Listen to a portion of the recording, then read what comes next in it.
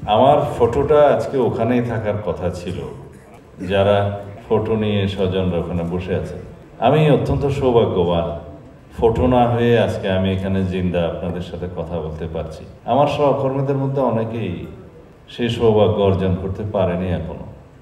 আয়নাগর কেন যেন নেত্র নিউজ নাম দিল, সেটা সবার কাছে মনে লেগে গেল এবং এটা গ্রহণযোগ্য হয়ে গেল। কিন্তু আয়নাগরও তো আয়না নেই। আয়নাগরে যমদূত ছিল, আয়নাগরে মৃত্যুর পরোয়ানা ছিল, সে আয়নাগরে আমরা ছিলাম। তবে যেহেতু একবার নাম হয়ে গেছে, এটা আয়নাগর হিসেবেই মানে দেশে এবং বিদেশে এই সংজ্ঞাটা প্রচার হয়ে গেছে, সেটা থাক।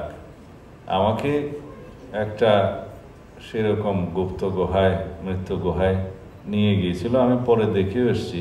তা আমি তখন যদি আমার চোখ বন্ধ না থাকতো, তাহলে হয়তো আমার কাছে বিশ্বাস হতো না যে এখানে একজন মানুষ থাকতে পারে। তবে রুমের ভিতরে চোখ খোলা থাকতো, এর বাইরে দুনিয়া তো দেখা সম্ভব ছিল না। একদিনই কেবল আমার তারিখ গণনায় সেদিন 14 এপ্রিল পরে 2015 সাল, সেদিন বাংলা নববর্ষ উদযাপন করে তাদের মধ্যে কয়েকজন অফিসার বোধহয় ছিল ওখানে সেই অনুষ্ঠানে। আমাকে বলল, আজকে তো ম্যাডাম পার্টি অফিসের সামনে অনুষ্ঠান করেছে পয়লা বৈশাখের। মানে আমাকে নিউজ দিতে চাইলো যে দেশে এখন স্বাভাবিক অবস্থা বিরাজ করছে। আমি কোনো জবাব পারতপক্ষে তাদের দিতাম না। সেই দিনেই একদিন রুমের বাইরে চোখ বন্ধ করে অবস্থা কিছুক্ষণ বসিয়ে রেখেছিল, রুমটা পরিষ্কার করতে হবে সেই জন্য। কারণ রুমের মধ্যে একটা নালার মতো জায়গা ছিল, সেখানে একটা ছিদ্র ছিল পেশাব পায়খানা করার জন্য। একটা ওয়াটার ট্যাপ, পানির ট্যাপটা ছিল, ওইটাই সব কাজে ব্যবহার করতে হতো। বিচ্ছু আসতো, পাতলা একটা কম্বল, একটি পাতলা বালিশ, তার মধ্যে অনেক সময় কালো বিচ্ছু পিঠের নিচে নাড়াচাড়া করত, দুর্গন্ধ আসতো।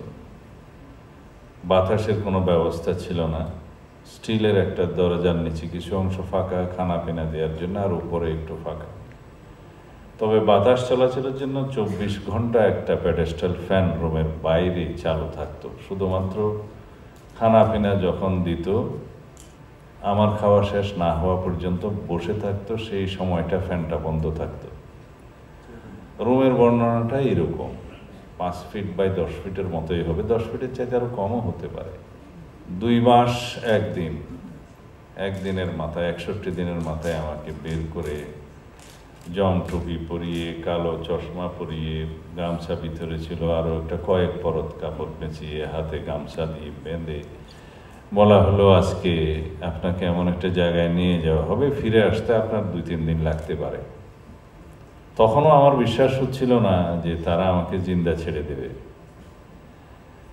বলতাম, যদি আমার মৃত্যু হয় এখানে, মানে তারা মেরে ফেলবে সেটা বলতাম না, তাহলে আমার লাশটা আমার পরিবারের কাছে ফেরত দিও। কোনো উত্তর দিত না। আমি আল্লাহর কাছে সবসময় প্রার্থনা করতাম যে আমাকে, যদি আমার জীবন থাকে, হায়াত থাকে, আমাকে ইমানের সাথে জিন্দেগি দিও, ইমানের সাথে মৃত্যু দিও। আর যদি এখানেই আমার মৃত্যু হয়, মৃত্যু থাকে, তাহলে আমাকে ইমানে মৃত্যু দিও। দেশের জন্য প্রার্থনা করতাম, দেশের জনগণের জন্য প্রার্থনা করতাম। আমি খুব বিশ্বাসী মানুষ, আমি অনেক কিছু দেখেছি, সেই জন্য অনেক অবিশ্বাসী মানুষকে বলি, যদি কোনো বিশ্বাসী মানুষ আমার সামনে আসে, তাকে বলবো যে আমি শুধু আল্লাহর অস্তিত্ব চোখে দেখিনি, কিন্তু আমি অনুভব করেছি, আমি আরো অনেক কিছু জেনেছি, আমাকে অনেক কিছু দেখিয়েছে আল্লাহ রাব্বুল আলামিন, সেগুলো আমি বাস্তব জীবনে পেয়েছি। কিভাবে, কোথায় আমার মুক্তি হবে, সব কিছু। এটা হয়তো যারা বিশ্বাস করতে চাইবেন, বিশ্বাস করতে পারবেন, অনুধাবনের বিষয়।